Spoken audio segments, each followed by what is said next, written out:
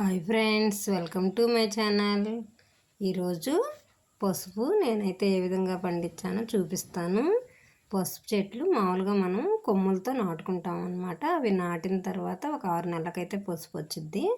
ఇదిగోండి ఈ విధంగా పండి ఎండుతుంది అన్నమాట చెట్టు. అప్పుడు మనం తోవుకోవాలి. నాకు హెల్ప్ చేయడానికైతే మా ఇంటి పక్కన అక్క కూడా వచ్చిందనమాట. అదిగోండి పసుపు అయితే తీస్తాము. కానీ ఇంతకుముందు నేను కూడా అనుకునేది అది ఎలా పండిస్తారో ఏమోనని. కానీ ఏ కెమికల్స్ లేకుండా న్యాచురల్గా పండించుకున్న పసుపు ఇదన్నమాట. కానీ ఈ పసుపు పండించినాక నాకైతే ఎప్పుడు ఇలాగే పండించి పసుపు వాడుకుంటే మంచిది అనిపించింది. అందువల్ల నేను ఇప్పుడు ఏ చిన్న ప్లేస్ ఖాళీ చిక్కినా కానీ అక్కడ పసుపు కొమ్ములు నాటేస్తున్నాను. మీరు కూడా అలాగే నాటుకొని పెంచుకుంటారని ఈ వీడియో అయితే తీశానన్నమాట.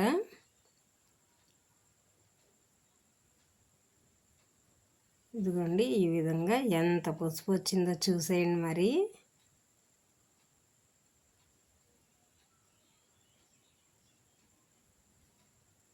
తీసిన తర్వాత ఈ విధంగా దాని మట్టి అంతా శుభ్రంగా కడిగి ఒక గిన్నెలో వేసుకున్నాను. ఫస్ట్ మట్టి అంతా కిందకు వచ్చింది. మళ్ళీ మంచి నీళ్ళలో మళ్ళీ కడిగి ఒక పొడి క్లాత్ తీసుకొని శుభ్రంగా తుడిచి ఆరబెట్టుకోవాలి. కానీ వాటిలో తల్లి కొమ్ములు ఉంటాయి అన్నమాట. వాటికి కొంచెం అట్లా వేర్లాలా లావుగా ఉంటాయి. వాటిని పక్కన పెట్టుకొని ఈ కొమ్ములు తీసుకొని ఉడకబెట్టుకుందాం అన్నమాట. ఉడకబెట్టుకున్న పసుపు అయితే మరి కూరల్లో వాటిల్లో వాడుకోవచ్చు. ఉడకబెట్టుకోకపోతే పచ్చి పసుపు అన్నమాట. అది న్యాచురల్గా ఏదైనా ఫేస్కి అట్లా పూసుకోవడానికి ఉపయోగపడుతుంది పచ్చి పసుపు. ఇదైతే కూరల్లోకి అన్నింటిలోకి వాడుకోవచ్చు అన్నమాట. ఈ పసుపుని ఒక దబర్లో వేసి ఒక చెంబు నిండా నీళ్లు పోసుకోవాలి. స్టవ్ వెలిగించుకొని దీంట్లో ఆవు పేడ వేసి ఉడికించాలన్నమాట. కొంతమంది విడిగా ఉడికిస్తారు, కానీ ఆవు పేడ వేసి ఉడికిస్తేనే పసుపు కొమ్ము బాగా ఉంటుందన్నమాట. కానీ చీచా అనుకోకూడదు, ఎందుకంటే ఆవు పేడలో చాలా రకాల ఔషధ గుణాలు ఉన్నాయన్నమాట. నేను అందుకని ఎన్నకట్లో ఇట్లా ఉడికిచ్చేవాళ్ళు, అందుకని నేను అలాగే ఉడికిచ్చాను. నాకైతే పసుపు అలా ఉడికిచ్చిన బాగా వచ్చిందనమాట. ఈ విధంగా ఉడికించుకోవాలి. సుమారు 2-3 పొంగులు రావాలి. అప్పుడు ఆ కొమ్మును పట్టుకుంటే కొంచెం గట్టిగా అవుతుంది అనమాట. ఫస్ట్ కొంచెం ఉడికేటప్పుడు మెత్తబడి మళ్ళీ కొంచెం గట్టి అవుతూ ఉంటుంది, మనకు అర్థమైపోయింది అనమాట.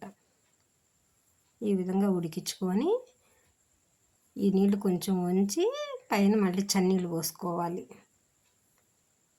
అలా పోసి మనం దీన్ని తీస్తుంటే అనమాట ఆ పేడంతా పక్కకు పోయి మంచి శుభ్రంగా వచ్చింది అనమాట. నీళ్ళన్నీ ఉంచేసుకొని మళ్ళీ దాంట్లో మళ్ళీ మంచి నీళ్ళు పోస్తాను. పోసి ఆ విధంగా తీసి బాగా బండ కడిగి బండ మీద ఆరబోస్తే ఎక్కువ కింద వేడికి పైన వేడికి తొందరగా ఎండుతాయని అలా కొమ్ములు ఎండబెడుతున్నాను అనమాట. నెక్స్ట్ వీడియోలో ఈ కొమ్ముల్ని ఏ విధంగా పసుపు చేస్తానో చూపిస్తాను. మా వీడియో నచ్చినట్లయితే లైక్ చేయండి, షేర్ చేయండి, సబ్స్క్రైబ్ చేయండి. మరి మీరు కూడా ఈ విధంగా చెట్లు పెంచుతారని ఈ వీడియో అయితే తీశాను. ఈ విధంగా ఇదే విధంగా అల్లం కూడా పెంచుకోవచ్చు అన్నమాట.